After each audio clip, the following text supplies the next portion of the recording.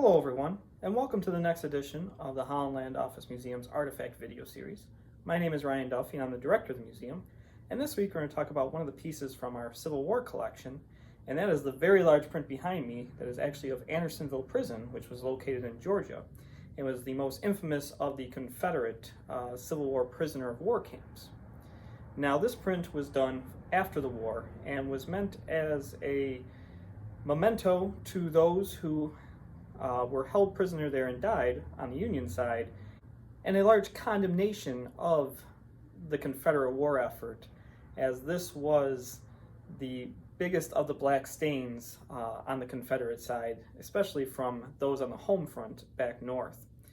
Now, the Andersonville Prison has its most infamous spot in the history of the Civil War, though some of that was embellished to a degree, and often from the Union point of view, it ignores what happened on the Union side, which was very similar, as both sides had large difficulties in dealing with the tremendous amount of prisoners that resulted during the many battles, especially later in the Civil War. Now, large prisoner of war camps came about at the end of the war after the policies of prisoner exchange essentially ceased to be, starting in 1864. Now, this print was actually hand-drawn and reproduced as a way to help support the widows and children of Union veterans who were held at Andersonville and would never make it out. Now, the scenes that are depicted, and there's about 20 different scenes depicting life in the camp, along with the large picture of the camp in the middle, were all taken from the memories of one Thomas O'Day, who was a member of the 16th Maine Infantry, who was actually a prisoner there. Now, the print, as it depicts the camp, specifically states it's from August of 1864, when there were about 35,000 prisoners there. Now, this camp was built to hold approximately 10 to 15,000, though for much of its existence it held much more than that. And after doing some digging and research into the local units from Genesee County, I found that at least 14 soldiers from Genesee County were actually held prisoner there, though there's probably more than that. Now, the history of Andersonville Prison actually dates back to the very beginning of 1864, and it was only in operation for about 16 months maybe.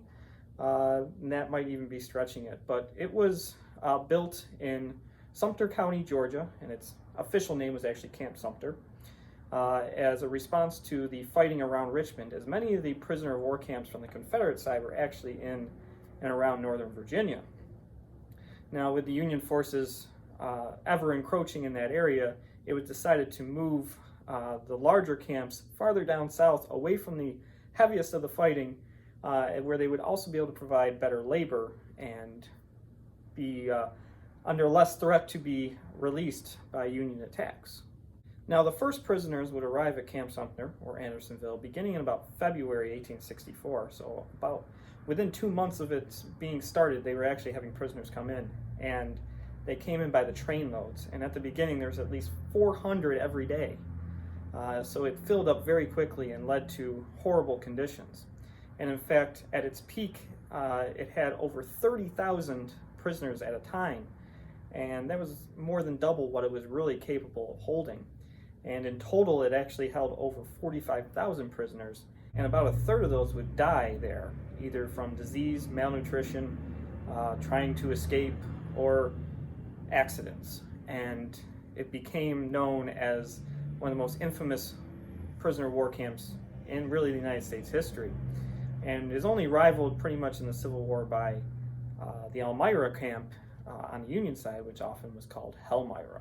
The prisoners came in so quickly that within 6 months of it opening, there was over 25,000 prisoners.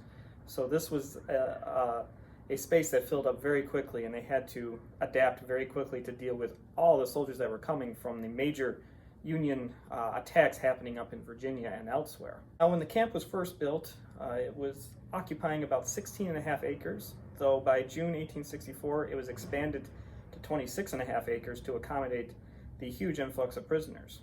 Now, The basic camp was surrounded by a huge stockade wall that was about 19 feet high, and there were guard posts around the stockade called pigeon nests, where they would keep an eye on the prisoners. Now, one feature that is very synonymous with Andersonville is the deadline, which was about 20 feet before the stockade walls, was basically a line of rope, and any prisoner that attempted to cross that line could be shot on sight, and this did happen at least from time to time.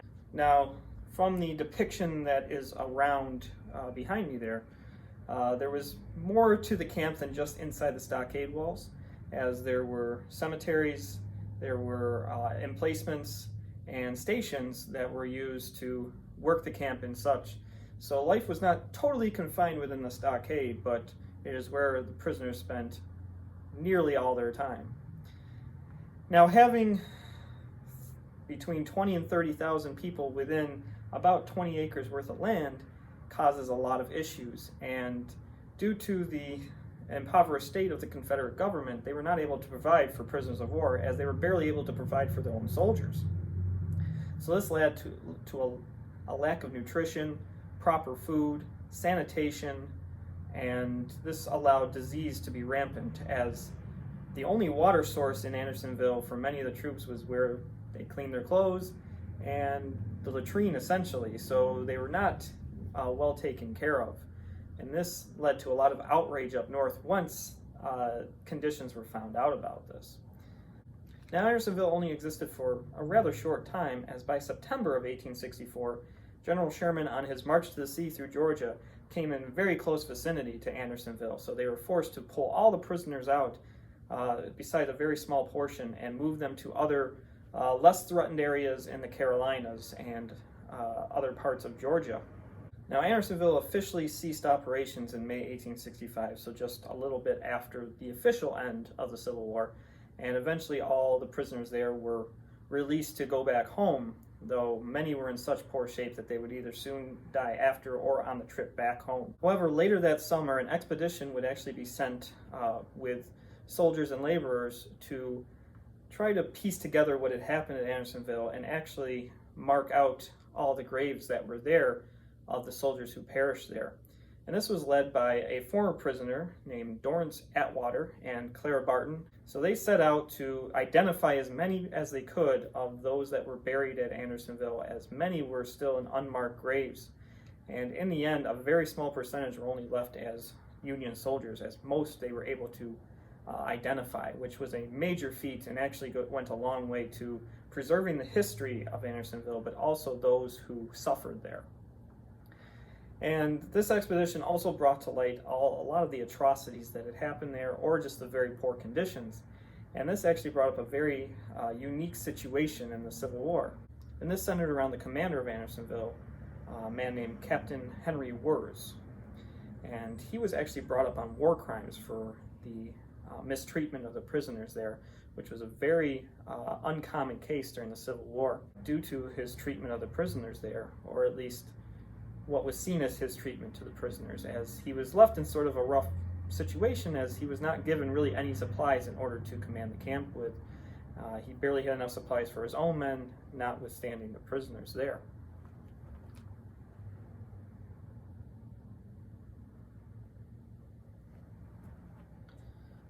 So Wirz was actually found guilty of murder and crimes against soldiers, and was actually hung in Washington, D.C. But the large print behind me here is another a vision of Andersonville and commemoration of it following the Civil War. And a lot of these were created of other battlefields and such to sort of commemorate those who served. And Andersonville became very much a lightning rod for that. And this print gets into very large amount of detail in terms of specific things that would happen to the prisoners there. And they range around the outside of the print, things that, specific scenes from the daily life of a prisoner there, and none of it is pleasant. And it really brings to mind vividly what was dealt with there as a prisoner of war. And this was meant to really play upon the emotions of those of the Union cause and show the atrocities committed by those down south. Now, there's obviously some exaggeration to that, but this was a very dire situation for all involved. I hope you enjoyed this edition of our Artifact video series and learned a little bit more about Andersonville Prison, but also about the depictions of it. And if you want to see this up close and personal, please stop by the museum and check out our print here and really marvel at the detail that was done with it. But if you've enjoyed any of our videos, and in case you've missed any, please check out our YouTube channel, Holland Land Office Museum. And you can see all the videos in the playlist now. We're up to almost 70. So this has been a lot of fun putting together, but it always helps if you like and subscribe to the channel, as it gets you better notified when we release a new one and helps boost us up a little bit. But come by and check us out, and you can see all those artifacts up close and personal for yourself, and we'll be happy to tell you even more stories about them.